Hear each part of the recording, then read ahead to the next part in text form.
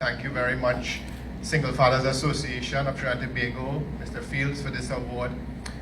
I am so honored and delighted to receive the award because I've been so busy promoting it. I don't really look forward to any recognition.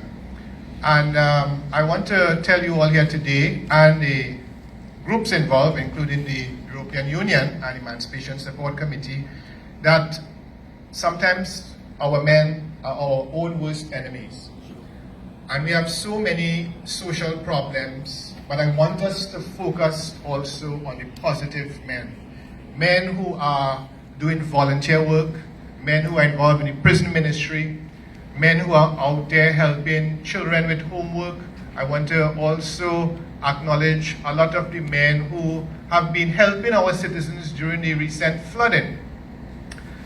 I also want to endorse the app that will be launched today. This is an excellent idea and an innovative idea, and I hope it spreads across the Caribbean and throughout the world. And I also want to suggest some changes that the single fathers might want to put on the agenda for next year.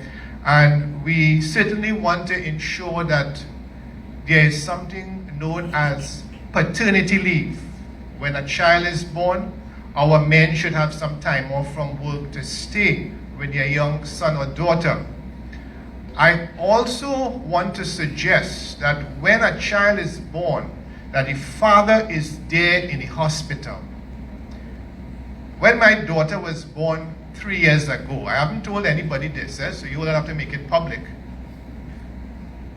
I was there in the delivery room, and I was the first one to hold my daughter, not my wife. I was the first one to hold my daughter, and that moment is priceless. It is an important bonding time, a psychological, emotional, spiritual bonding time.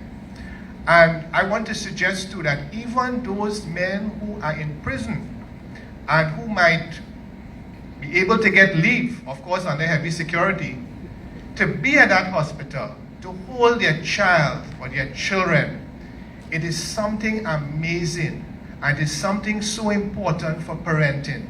Here, now this was a private hospital. I am not sure about the policies in the public hospitals, but even the public hospital should have that policy, should have a procedure where we allow fathers in that delivery room.